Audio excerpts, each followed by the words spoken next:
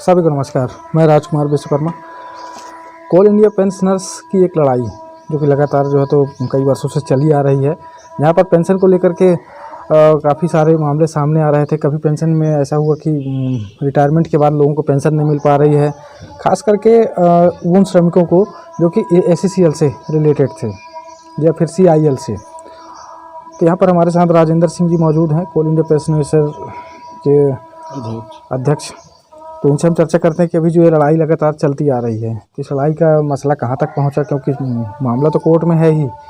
तो इसकी जो अगली सुनवाई है वो कब है? यहाँ पर आप लोगों की जो लड़ाई लगातार चल रही है, उस लड़ाई की जो पहल है, आप लोगों ने शुरुआत तो की। कई बार पेंशन को लेकर के दिक्कतें आई सामने, लोगों को पेंशन नहीं मिल पा रही थी। अभी ये मामला आप लोगों का कहाँ तक पहुँचा और कैसे इसका निराकरण होने वाला है, और कहाँ पर जो है तो आप लोगों को दिक्कतें जा रही हैं, और भी जो समस्याएं हैं वर्कर्स को, वो कहाँ पर जा रही हैं? तो उसके लिए आप लोग क्या कदम उठाने वाले हैं, कैसे क्या करने वाले हैं? भाई राजकुमार विश्वकर्मा जी, आपको चैनल को मैं धन्यवाद देना चाहूँगा, क्योंकि इसके पहले भी आपने 1-2 बार इंटरव्यू लिए और उसका असर ये रहा कि बहुत सारे लोगों को चलती पेंशन बंद हो गया था और उसको चालू हुआ, और बहुत से साथी हमारे पेंशन एसोसिएशन से जुड़े। हमारा कोल इंडिया पेंशन एसोसिएशन सने सने मजबूत हो रहा है आप सभी के सहयोग से, और आपने अपना अमूल्य समय दे करके हम रिटायरमेंट के संस्था कोल इंडिया पेंशन एसोसिएशन को आपने सहयोग करते हैं, इसके लिए धन्यवाद। बात रही पेंशन की लड़ाई लंबे समय से चल रहा है, लगभग 2001 से लड़ाई इसकी चल रही है। हम लोग ने जितने भी जनप्रतिनिधि हैं, पार्षद से लेकर सरपंच से लेकर विधायक से लेकर मंत्री से लेकर कोयला मंत्री से लेकर सेंट्रल मिनिस्टर से लेकर के हम लोग ने प्रधानमंत्री और राष्ट्रपति को भी पत्र लिखा, मात्र आश्वासन ही मिला। अभी हम लोग हर एक साल 17 दिसंबर को पेंशन डे मनाते थे। इस बार हमारे सेंट्रल का उपाध्यक्ष माननीय सुंदर लाल यादव साहब WCL में रहते हैं, उन्होंने बोला कि इस बार पेंशन डे हम लोग नहीं मनाएंगे, ये बात धिक्कार दिवस मनाएंगे और कला दिवस मनाएंगे। तो पूरे कोल इंडिया में जो हम लोग के साथ अन्याय हो रहा है, न्याय नहीं मिल पा रहा, इसलिए काला दिवस के रूप में मनाया गया, धिक्कार दिवस के रूप में बनाया गया।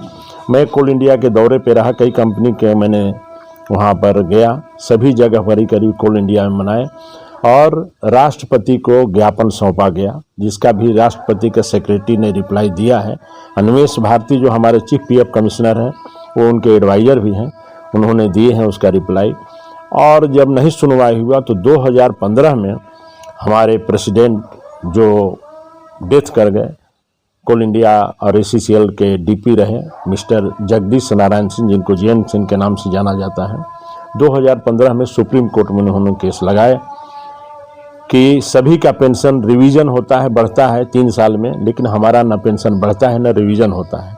उस पर सुनवाई चल रही है, कई पेशी हो गई। कई पेशियों में ये बात रखे मैनेजमेंट के लोगों ने कि हमारे पास पैसा नहीं है, तो उस पर उन्होंने अपना एडवाइस दिया था वकील के माध्यम से। मिस्टर श्रीवास्तव सुप्रीम कोर्ट के सीनियर लॉयर हैं, और उन्होंने JN सिंह साहब के माध्यम से दिए कि आप जो है ना कोयले पर टैक्स लगाइए 30 रुपये, जो 10 रुपया भी कंट्रीब्यूट हो करके और पेंशन फंड में जा रहा है, और जो 2 रुपया का जो कटौती मजदूरों से करते हैं उसको आप 7 रुपया कीजिए। तो 7 रुपया कट रहा है, 7 रुपया कंट्रीब्यूट कंपनी दे रही है, विथ इंटरेस्ट वहाँ जमा हो रहा है। अभी एक लड़ाई के बीच में हम लोग को पता चला कि आदमी जो हमारा कोल इंडिया के रिटायरमेंट हो जा रहे हैं, और उनकी जगह पर काम ठेकेदारी मजदूर से लिया जा रहा है। ठीक है, उनके अभाव में लिया जा रहा है, उनको CMPF कटना चाहिए और पेंशन फंड में जमा होना चाहिए, ताकि ठेका मजदूरों को भी पेंशन मिल सके। लेकिन वो EPF काट रहे हैं मैनेजमेंट, जो कि हम लोग अभी संज्ञान में आया है। PF कमिश्नर से हम लोग ने बात की है, अभी धनबाद में गया हो तो वहाँ भी बात किया, अभी बिलासपुर में गया था वहाँ भी बात किया, अभी जमुना कोतवा में PF कमिश्नर आए हुए थे, उनको भी हम लोग ने एक ज्ञापन के रूप में दिए हुए हैं। जो अन्याय है, ये कोल माइंस में CMPF 98 लागू होता है, और स्टेट और सेंट्रल को EPF 95 लागू होता है, जिसके प्रेसिडेंट मिस्टर अशोक रावत जी हैं। तो पेंशन की लड़ाई हम लोग लड़ रहे हैं। अभी हमारा पेशी जो है दिल्ली में यही 4 फरवरी को है, जो फाइनल डिसीजन पे है, और पेंशन 100% है कि पेंशन हम लोग को रिवीजन मिलेगा ही मिलेगा। तो ये इसका जो अभी तक जो चला आ रहा है, चल रहा है, कहीं ना कहीं पर अब एक समस्या और भी सामने आई है, जिसमें आप देख रहे होंगे कि एसएससीएल वर्कर अगर रिटायरमेंट हो रहा है, रिटायरमेंट के बाद भी जो है उसे तकलीफ़ों का सामना करना पड़ रहा है। आज आपने देखा होगा कि एक सर्कुलेशन आया कि जब तक उस व्यक्ति एफिडेविट नहीं देता है और साथ ही साथ वो जब तक क्वार्टर खाली नहीं करता है, तो मुझे बात ये नहीं समझ में आती कि जिस व्यक्ति ने आप मतलब अपनी उम्र का 60 साल उसने वहाँ पर रिटायरमेंट की उम्र तक उस कंपनी को दिया, तो क्या उस वर्कर की आज इतनी वैल्यू नहीं है कि वो अगर एसएससीएल के या कंपनी के क्वार्टर में अगर रह रहा है तो उसे उसका लाभ मिलना चाहिए। यहाँ पर तो सीधा इन्होंने सिस्टम बना दिया कि जब तक एम्प्लॉयमेंट हमारा वर्कर हमारा क्वार्टर खाली नहीं करता तब तक उसे किसी तरह का कोई लाभ नहीं मिलना चाहिए। यहाँ तक कि उसके जो भी भुगतान होते हैं उसे भी रोक दिए जाते हैं। विश्वकर्मा जी, आपने बिल्कुल सही बात पूछा, और मैं कोल इंडिया पेंशन एसोसिएशन के अध्यक्ष के नाते मैं बताना चाहूँगा कि नियम कानून कोल इंडिया में नहीं चलता है। जो जैसा कंपनी है, जो जैसा एरिया है, वैसा अपने मर्जी से चला रहे हैं। आपने एक बात बोला कि अभी स्टाम्प पर एफिडेविट देने के बाद ही कोल इंडिया के जो रिटायर साथी हैं उनको पेंशन मिलने की बात है या ग्रेच्युटी फंड मिलने की बात है। मैं भी ये बात सुना, हमारे पेंशन एसोसिएशन के सचिव मिस्टर राव भद्रा में रहते हैं, उन्होंने हमको अवगत कराया, और हमारी 10 तारीख की एक सभा थी 9 वर्ष के शुभ अवसर पे, मिठाई खाओ रिटायरमेंट वालों, मिठाई खिलाओ, उसमें भी बात आई। ये बिल्कुल अंधेर नगरी चौपट राजा है, इसको बोलने वाला कोई नहीं है। इसको प्रोटेस्ट होना चाहिए। कोल इंडिया का जो पेंशन रूल्स है 1972, उसमें ऐसा कहीं भी अवलोकन नहीं है कि आपका ग्रेच्युटी रोक दिया जाएगा, आपका कमाया हुआ फंड को रोक दिया जाएगा। जो आपको 60 साल की उम्र में एक सहारा है उसको रोक दिया जाएगा, और बहुत लोगों को रोक दिया गया है। अभी कुछ समय से एक नया डीपी आए हुए मिस्टर चौधरी, उन्होंने एक फरमान जरूर जारी किया है, चिट्ठी तो हमारे तक नहीं पहुंची है। फरमान जारी किया है कि आप स्टाम्प पर एफिडेविट दीजिए। उन्होंने उसका मनो भी बना के दिया है कि आपको ऐसा लिख के देना पड़ेगा, जो अंग्रेजी शासन से भी बदतर है। इस पर ट्रेड यूनियन को गंभीरता से विचार करना चाहिए। क्योंकि मैं एसोसिएशन का हूँ, इसलिए मैं ट्रेड यूनियन के बारे में मैं कुछ नहीं बोलना चाहता हूँ, लेकिन मैनेजमेंट के कहीं गड़बड़ी हो रही है या कोई काम नहीं हो रहा है तो उसको हाईलाइट करने के लिए सेंट्रल ट्रेड यूनियन बनी हुई है, उसको इस पर विचार करना चाहिए कि जो मजदूर के हम नेता हैं, मजदूर के न्याय नहीं दिला पा रहे हैं तो हमारी एक कमी होगी, और मजदूरों को दर्द को समझते हैं उस पर प्रोटेस्ट करना चाहिए कि हमारा जो कमाया हुआ पैसा और संपत्ति है 30 दिन के अंदर एज पर रूल उसको मिलना चाहिए। बात रही क्वार्टर्स की, क्वार्टर के लिए हम लोग 2018 में कोल इंडिया डीपी मिस्टर श्रीवास्तव साहब थे और झा साहब कोल इंडिया चेयरमैन थे। हमारी टीम ने उनसे बात किया और हम लोग ने एक फाइल पेश की जिसमें अन्य कंपनियों की तरह कोल इंडिया को भी सर्वे करा करके या तो उनको सुपुर्द कर देना चाहिए। उस रिपोर्ट में था नियर अबाउट 30,000 रुपया माइनस क्वार्टर का, 60,000 रुपया स्टाफ या रेनोवेंसी का, और बंगले का 1 लाख से 1,20,000 था। लेकिन कंपनी के जो एडवाइज़र हैं, मैं दलाल तो नहीं बोलूँगा क्योंकि थोड़ा कठोर शब्द हो जाता है, कर रहे हैं तो लोग वही, और कंपनियों में जैसा क्वार्टर का जैसे खाली हो रहा है तो उनको रिटायरमेंट पर्सन से पैसा ले करके उनको हैंड ओवर कर दे रहे हैं। प्राइवेट के ज़माने में भी हुए जिसका दस्तावेज हम लोग के पास है, जस्ट लाइक बुढ़ार में हुआ, नरोजाबाद में हुआ, हसदेव में हुआ, हमारे यहाँ भी भालूमुड़ा में हुआ है। वैसे इनको कर देना चाहिए या तो किराया इनसे मिनिमम ले करके दे देना चाहिए। लेकिन हमारे रिटायरमेंट के साथ अन्याय कर रहे हैं।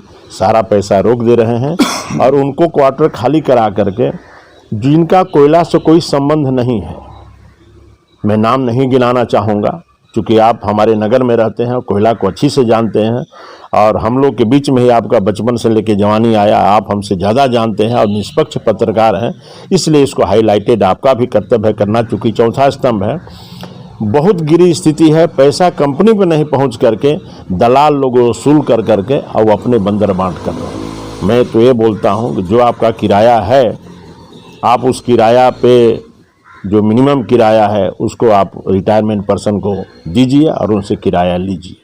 आप एडवांस में 1 साल के जमा करा लीजिए, लेकिन इसका सुनने वाला लोकल लेवल में कोई नहीं है।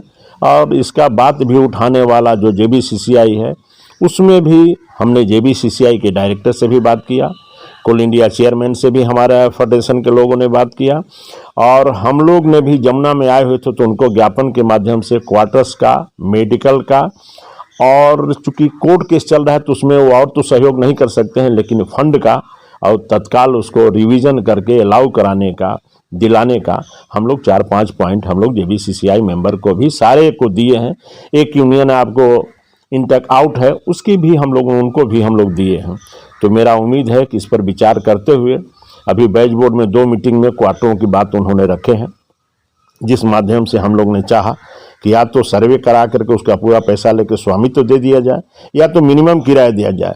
अब ये भी अन्याय होगा, जैसे माइनस के 1300 कुछ रुपया ले रहे हैं ठेकेदार से, सेंट्रल गवर्नमेंट, स्टेट गवर्नमेंट या दारू भट्टी वाले से, और जो जीवन दान दिया, अपना अमूल्य समय, गोल्डन चांस जो जवानी का 20 साल से लेकर के 60 साल जो दिया, उससे भी आप 1300 रुपया लीजिएगा, ये भी एक अन्याय है। अब एक क्राइम की श्रेणी में आता है। उनको मिनिमम 500 से 700 रुपया लेकर के उनको देना चाहिए और रिपेयरिंग मेंटेनेंस के भी खर्चा बढ़ जाएगा और बिजली का जो बिल का भुगतान है वो नगर पालिका से कर लेंगे। लेकिन मैं देख रहा हूँ कि अंधेर नगरी चौपट राजा टके शेर हाथी और टके शेर गधा वाला हिसाब किताब है।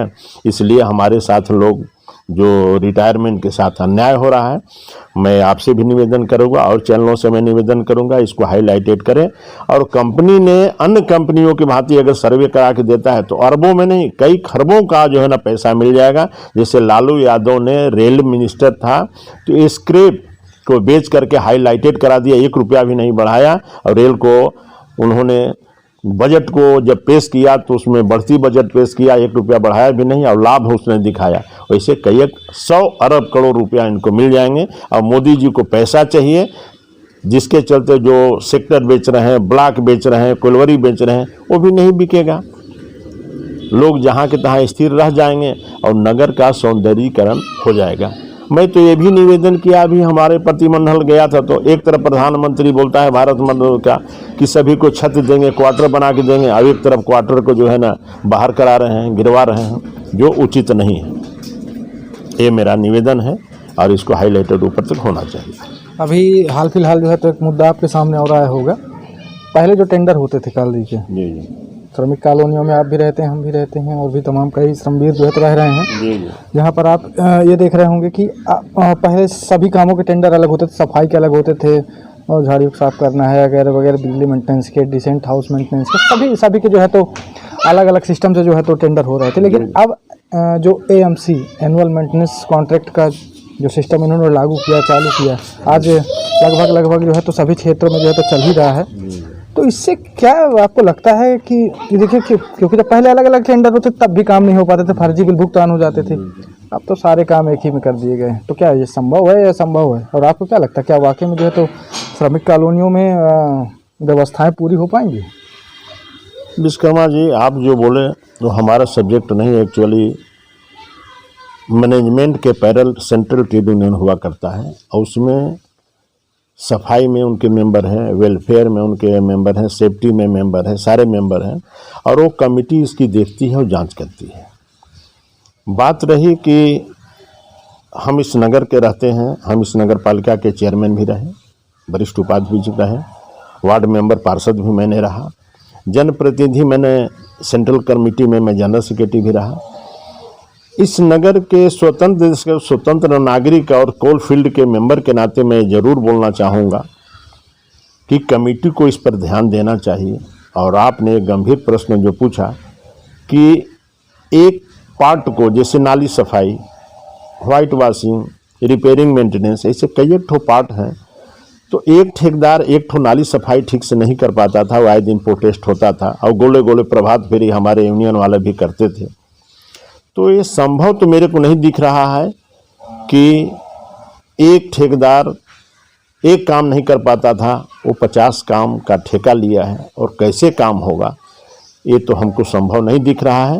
ये हो सकता है कोई खेल हो, जैसे भी मोदी जी ने गए थे पंजाब में तो खेल हो गया, कलकत्ता में गए थे उन्होंने तो वहाँ पर खेला होवे, तो हमको लगता है कि खेला होवे, खेल हो रहा है, ये काम संभवतः नहीं हो पाएगा।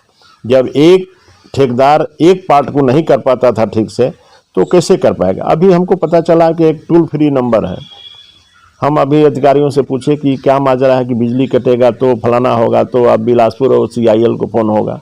इसका मतलब हम लोग इतने निकम्मा हो गए हैं कि लोकल जो कमिटी है उसको बोलने से नहीं करेंगे, ऊपर से आएगा तो आपके तक पहुंचेगा, नहीं पहुंचेगा, काम होगा नहीं होगा, फॉर्मेलिटीज पूरा हो जाएगा। तो एक खेल चल रहा है और इस पर जनप्रतिनिधियों को विशेष रूप से ध्यान देना चाहिए।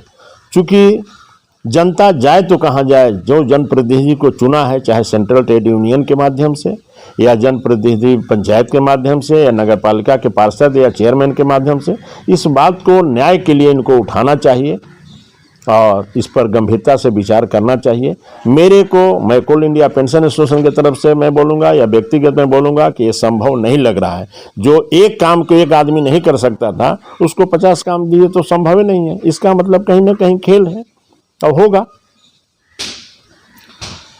तो आज की इस चर्चा को जो है तो हम यहीं पर समाप्त करते हैं और अगली कड़ी में हमारी मुलाकात फिर से होगी। आप लोगों का फैसला कब आना है इस ये 4 फरवरी को हमारा फाइनल हेयरिंग है दिल्ली में। हम लोग जाने की भी कोल इंडिया से सभी जगह से 2-2 आदमी जाने की तैयार हैं। बाई प्लेन हम लोग रायपुर से जाएंगे, अगर कोविड-19 खुला रहा तो। चूँकि हमारा जनरल सेक्रेटरी प्रेसिडेंट से हमारी बात हुई है, तो हम लोग 3 तारीख को पहुंचेंगे, 4 तारीख को हेयरिंग हम लोग देखेंगे। तो सुना आपने, तो 4 फरवरी के बाद अगर यहाँ पर सब कुछ सिस्टम ठीक रहा, सब कुछ विधिवत चलता रहा और पाबंदियाँ अगर नहीं लगी तो शायद हो सकता है कि लग भी जाएं या ना लगें, कुछ भी हो सकता है, क्योंकि परिस्थितियाँ आज ठीक नहीं हैं। तो इस पर जो है तो हम फिर चर्चा करेंगे। और रही बात, अभी एक बात जो मैंने कही कि तो सारे ट्रेड यूनियन से अपन बात करने का प्रयास करेंगे और ये बात तो रखी ही जाएगी कि क्या एक व्यक्ति जिसने अपनी सारी उम्र यानी कि रिटायरमेंट होने तक जिसने कॉलरी को दिया, SCCL को दिया, वहाँ पर से उसने कोयला निकालने से लेकर के तरह तरह के जो काम होते हैं वो सब कुछ उसने किया और उसे ही आज क्वार्टरों में रहने का अधिकार नहीं है। खास करके तब जब वो रिटायरमेंट हो जाता है, उसके पैसे रोक दिए जाते हैं। तो इसके लिए एक पहल तो की जाएगी। साथ ही मैं इस मुद्दे के साथ और इस चर्चा के साथ आज विराम दे रहा हूं और अगली कड़ी में हमारी मुलाकात फिर से होगी ऐसी कुछ चर्चाओं के साथ। मैं राजकुमार विश्वकर्मा, धन्यवाद।